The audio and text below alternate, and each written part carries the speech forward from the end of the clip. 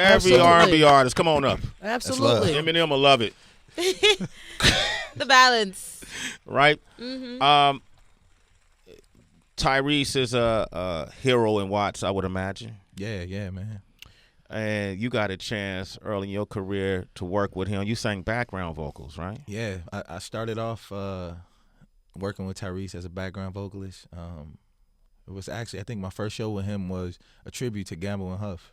And we did that, Really? the NARM convention, I believe it was called. And so from there, I ended up traveling, touring with Tyrese for like 7-8 years maybe. That was like my first like long standing gig, and then my first major placement was actually on Tyrese's Open Invitation album, and got that was the first Grammy nomination. Then I went on to write about half of his Black Rose album. And you know, we just traveled and toured, you know, became a true mentor and brother. So yep. Who first told you that you can sing? It's interesting because it's kind of like the family business, because my mother and father are musicians, and I'm the youngest of 7 in total, and everybody's musically inclined. So it was kind of like 7 kids. That's why they was stealing food. You know what, Sway? You can't get over that's that fool. expensive. I can't get over. Yo, for real. Now there's a lot of, you know, a lot of us, and my family is like rooted in music, but I actually didn't want to sing like at all, because it was too like, I don't know if it was like youngest child syndrome. Just like, I want to do something else. Like, everybody can do this. And so my interest in singing, you know, I had to sing in the choir and stuff growing up. But I remember one Sunday, I may have been in like the 8th grade, 7th or 8th, and my mom came in, and it was, you know, time to leave for church. But I hadn't gotten up. And she was like, "You want to stay home?" I'm like, "You giving me the option to stay home right now?" And from that moment on, I like stopped singing, stopped doing everything, because I was only doing it because I had to. And so it's amazing now, years later, to come back to it because I actually love it, and it's something that I want to do. That's what's up. Kenyon Dixon is here. Closer, that's the name of the project, Tracy. Yes, you getting closer to him? Wow. Based on this conversation. That's the alley you gave me. But the album is out now. Yes. And I was listening to it last night, and I told him he got a couple of bangers. I mean, from the first Marvin Gaye song is incredible. I want to talk about some of the songs, but I want to let Tracy jump in. Got you. I always have such a fascination with songwriters, because you guys have to be like studiers of human behavior. You have to be very selective with your words. It's got to be able to hit the heart but still be like really sticky and accessible to a lot of people. And I was actually listening to Adele the other day, and I was thinking back when her debut came out, 19, and how her partner at the time, believing that he had inspired so much of the songwriting, you know, took her to court and was thinking he could get money. And so as a songwriter, do you ever have to think about how much of your personal experience with another person you should place on the album, because it might cause trouble? And if they are indeed a true muse, should they be rewarded in some fashion? That's amazing question and setup. I think for myself, man, so most of my music is inspired by the music. I'm like a true like filler. So when I'm listening to music and I'm writing, if it's not something that I've already like produced and there's a track, I write based on what that's making me feel. And so what ends up happening is I never intentionally sit down and be like, I was in a relationship for this amount of time, and so I want to write about, you know.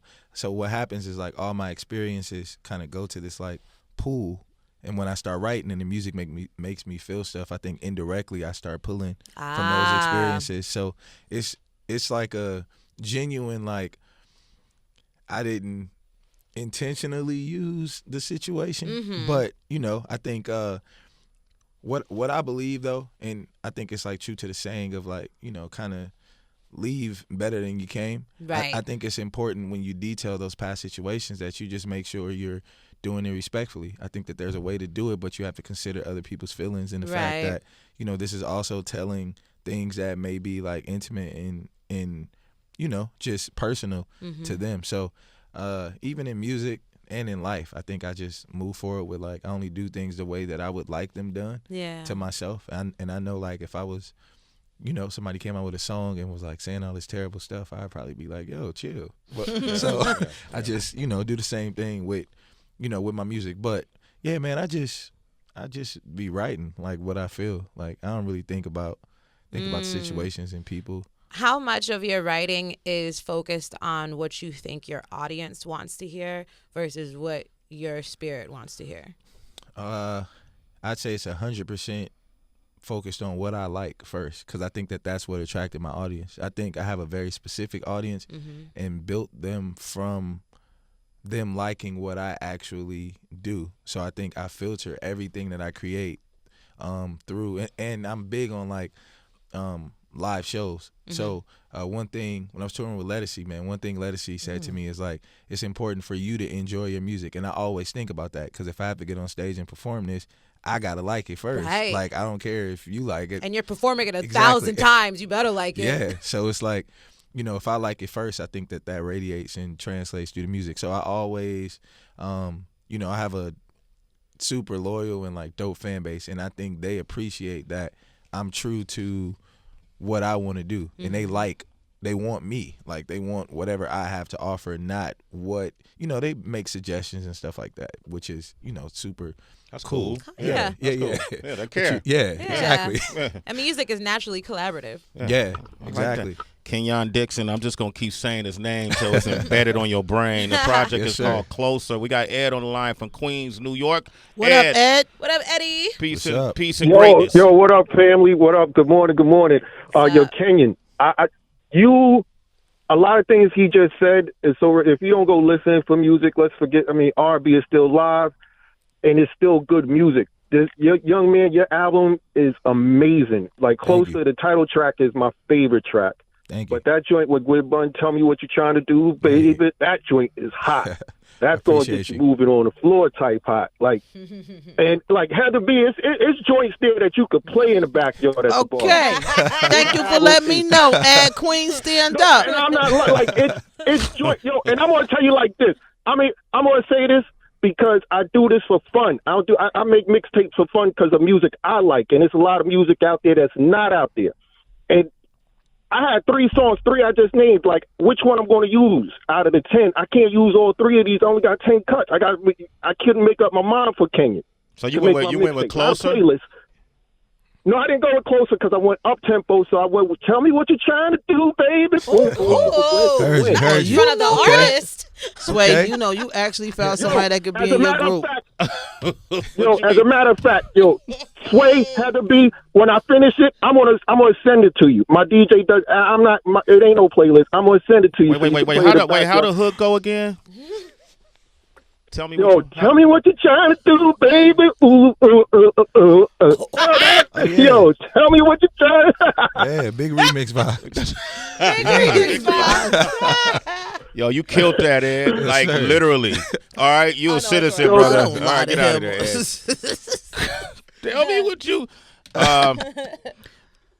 You know what the song I like that I'm gonna play? Closer is actually, I brought that up to you in the lobby, so Ed got good ears. And it's a song with our friend D Smoke, yes sir, who's a citizen of the show, called "Get High, Get By." That means something. Get high and get by. Yeah. It's symbolic of what?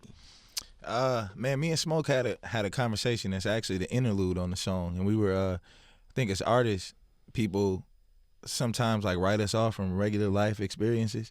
And so trying to bridge that gap to let people know, like, at any level, we're all facing something that we're trying to, it's the song is kind of about a healthy version of escapism, like just finding whatever your thing is to get high. Like, it may be medicinal, it may be meditation, it may be, just whatever it is. But it's just important that we find ways to elevate above like life's traumas and troubles and everything like that, just so that we can keep moving. And Smoke in the interlude made a valid point about turning it into celebration. So here it is, man.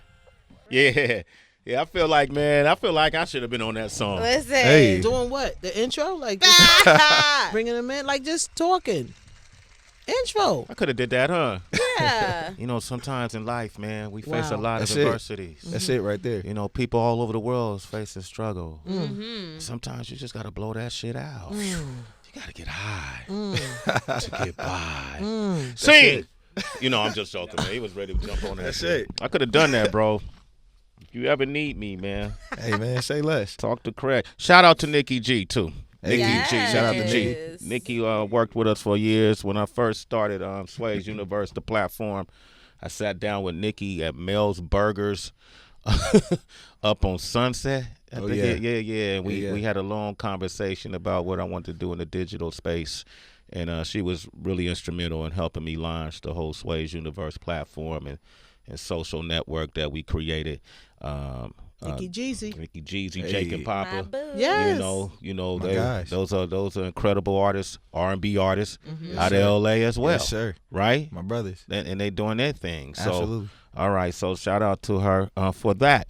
You know, one of our coworkers here, Mike Muse, is a big fan of R&B. And Mike, you would be surprised to know that Justin Timberlake has a new project that's coming out soon.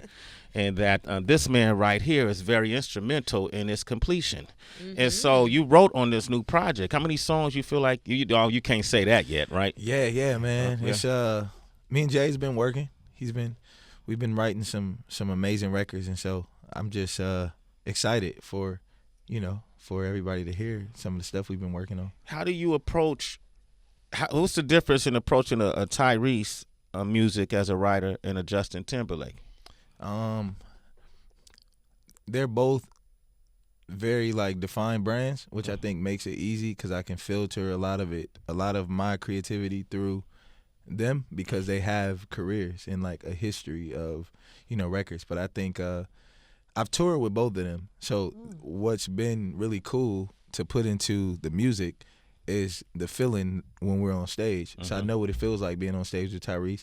I'm able to look at the audience and see what parts they particularly like the most. Same with JT. So I think What they like with JT? man, JT, they love dance and everything is very like he's just a classic pop artist, and I think we take that into consideration. But JT also has a lot of like soul, funk, like he has that element, like he loves and appreciates like that type of music. So we find his thing. And the same thing with Tyrese. Tyrese is very he's very like smooth. He can present finesse really well. And so I approach a lot of his records like that, where I write it and understand like what does he look like singing this. And so it's kind of easy to write from that standpoint. You get to hear their secrets too, right? Yeah. Does it make you want to get married or not get married? The music? No. From being around I see. Because you have one artist, you have to write from the perspective of if they're breaking up, if a marriage is ending. You have another artist like Justin Timberlake who has been happily married and is pursuing that relationship. I think for myself, I just allow room for my own experiences. I think like even anybody that you encounter in life, everybody has a different perspective about something. So I just learn to be in the moment when I'm around people, and then I take that and take the positives and the lessons from whoever it is I'm around, and just use that to live life. Do you learn from their secrets? Like, have you ever heard, like, because you're a songwriter, so y'all got to sit down and lock in, so they going to open up to you. I'm not asking for the secrets. Yeah. Right. That's childish, right? I'm just curious to when you hear them, do you like, oh, my gosh, this dude, he going through it. I just never thought, oh, here's something like that. Like, you ever had those moments when you? I mean, they've both shared some valuable information, I think, and that's the beauty of art. You take whatever and make it presentable. So I think they're no different than any of us, than anybody else. We all have, life is about that dynamic. You got to have some positive and negative. That's what creates the balance. So I think, it's kind of that same. I know that. So Yeah, so I have a positive and a negative. So okay. I have to go to work to another show. Is that the positive? That's a negative. Oh, 'cause okay. I want to Negative. You hang leaving out. us, yeah. I want to hang out a little bit longer, I but thought you was leaving with the positive. I'm leaving on a positive note. Okay. I hear you sing before you leave. Before I Yeah, leave, yeah. I just Okay. don't want to leave, but I got my show starts in 4 minutes. Yeah. DJ Worldwide right now. He's from Northern California. And let me read. I was told, very aggressively that I need to acknowledge West Coast DJs and not just say Northern California DJs are the best DJs in the country. You said tripping? Nah, T from LA. Terry, come in. Terry Oh, from LA gosh, is here, now I'm man. really Because gonna he's be got late to for come. All work. right. Okay, T, what up, man? T, come on. Heather, they about to sing. Come over here, T. Just stand next to us, man. Come over here, man. You ain't got to say nothing, no. So I just got thugged out by this LA dude that say, man, homie, you got to talk about them LA DJs, too. Man. All right, that's all right. We got DJ Worldwide. He's a Northern California Bay Area DJ. Throw something on. Let's see what you think.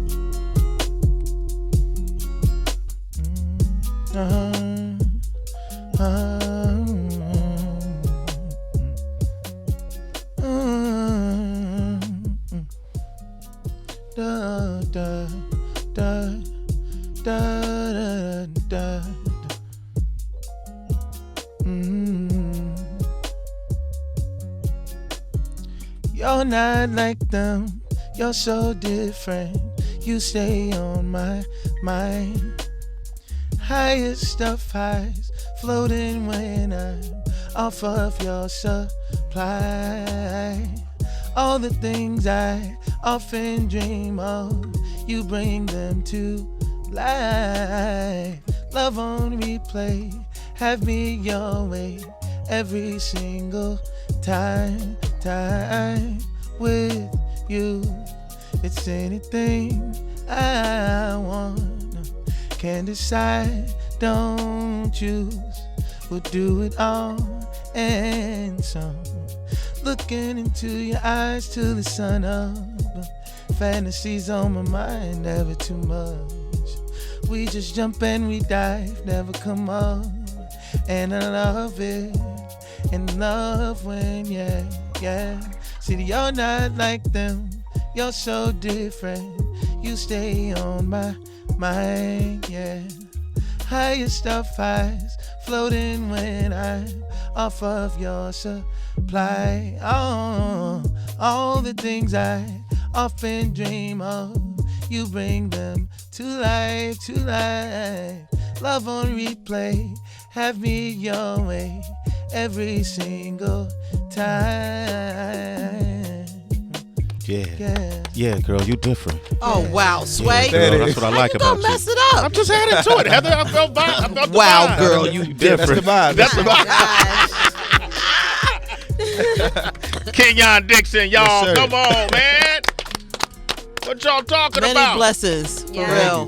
Go ahead, Extremely at the B headed to talented. Urban View. Y'all go check her out. Y'all reach hit her. me up. Happy holiday weekend. I'm at the happy hour WHB. You know I'm gonna be cooking. Follow. All right, man. We got Fresca on the line. She's from Dallas. Hi, Fresca. Wow. I'm in the group Hi, with how are you? Kenyon Dixon and Sway. Yeah. And we want you to have a nice day.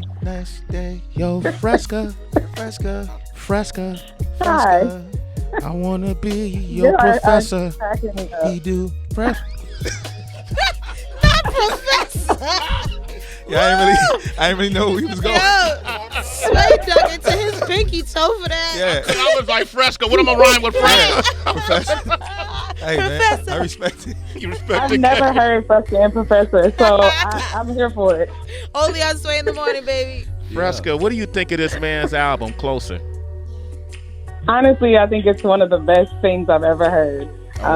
I've been a fan of Kenyon for a really, really long time. So being able to be a part of his music and enjoy it with my friends and family, and then like going to a concert. The concert in Dallas was lit. Everything about the Dallas concert was everything. So I think it's amazing. He had a great performance, you say? Yes, in Dallas, that Dallas concert was the best concert, Okay. hands down. It's love. That's what's up, Fresca. Man, spread the word. He's the best kept secret, okay? He ain't really a secret. I just said that. Yes. But spread the word, okay? All right, Appreciate you. You a citizen. Let's wait in the morning. Okay, Deshae is in Hawaii. My daughter's in Hawaii right now. happening? What up, Deshae? What Hey, up? Deshae. Aloha, bro. Aloha. I listen to you guys every morning at 5 o'clock a.m. here. You feel me? Oh, wow, man. Aloha, my brethren. That's what's happening, Yes, man. I got two things to say. You guys said something earlier about why people think R&B is dead. Well, there you go. I'm not trying to be funny when I say this, but everybody's doing them but slow music. That's it. Everybody's like putting everybody to sleep and want to lovey-dove and make fat babies and shit. What happened to the fun songs? You know, like the This Is How We Do It and the Jays and the Ushers, you know, stuff like that. What happened to the fun songs? That's why R&B is kind of dead. R&B is not dead. Kind of. I didn't say it was dead. People say it. You believe it? R&B ain't Well, dead. Yes and no. That's what I'm saying. I'm just keeping it real because I'm used to the dance R&B songs from the 90s and this and that. And you tell Teddy Pendergrass that slow songs was killing R&B. Go ahead, tell him. Oh no, I can't tell him that. That's but he's you know a legend. what I mean? Or you tell Marvin Gaye that slow songs killed R&B. Tell him. That's the heart of it. Yeah, that's rhythm and blues. Yeah, I think there's, what are we talking about, y'all? Yeah, there's still a way to have that energy in those slow records. I understand what you're saying. I think that's all execution and delivery, though. I think that there are records that contrast that, though. It just depends on where you're listening. That's what you're saying right there, Deshae? No. All I'm saying is that I'm used to like I said, Teddy Pendergrass. He had all the good slow songs, but he also had the song where the Pop Lockers did "Get Up, Get Down, Get Funky, Get Loose." Yeah, there you go. See all the good songs. I can never ever put down a legend. You know what I'm saying? It's just like you're a legend DJ, Sway. You know what I'm saying? You've been DJing for a minute. I've been listening to your show forever, and you got one of the baddest rappers on your show. Out of all the females, Heather B, that girl can spit. I like listening. She can spit, so she need to be at the top 5. You heard me. I said it. You said it. That's right. Hey man, we're gonna end on that good note. You a citizen, baby. Let's Sway the morning. All right. Yeah, that's Guy, man. Yes, sir. Woo! Marvin Gaye. Yeah. What was his influence? You could turn the music down a little bit. What was his influence on you? What made you want to make a song entitled Marvin Gaye? The finesse. He's smooth. I listened to a lot of OGs and greats. A lot of Marvin Gaye, a lot of Anita Baker. And so that record for me, I wanted to channel the finesse. There's specifically a video of Marvin in rehearsal singing "I Want You" laying down on his back on the mic. And so that vibe, I was like, how can I put that in the song? Because that's smooth to be able to just do it like that. And so literally from the line "Sexual Healing," when I got to that point, even though he was the inspiration behind the song, I was like, I got to call the song Marvin Gaye. I have to. So, yeah, it's an ode to Marvin's energy, his vibe. I think he's one of the smoothest. I know y'all have seen that national anthem. Oh, my gosh. Yeah. That was the best ever. Yeah, crazy. That was incredible, man. That was legendary. Usher, to me, as long as he's selling out tours, selling out Vegas, jumping on tracks with the city girls. Real bad. I love that, man. I love that because that particular track remind me of the Mabu track. But as long as Usher is here, R&B will always have his place. Absolutely. What are your thoughts on him? Where do you see him on the scale of greatness when it comes to R&B artists? Man, Usher is probably one of the greatest R&B artists of our generation. And like when it goes down in history, like just one of the greatest, period. I think a great performer, vocalist. Like he's like a master class and like here are the components of being an artist and an R&B artist specifically that, you can study. I think, Usher, Have you worked with him? That guy. I have, actually. I did Crazy Story. So I worked with Usher in 2012 doing the BET Awards, sang background for him. Myself, Eric Bellinger, and BJ the Chicago Kid, my boy Mavuto, we were all on BGVs for Usher. BJ the Chicago Kid. Yeah, man. And so in those rehearsals, there's a specific instance I remember where we were rehearsing in one room and Usher had to go like try on like wardrobe stuff. He was in the next room. He had the mic. You can hear that like clothes are moving. Never missed a note.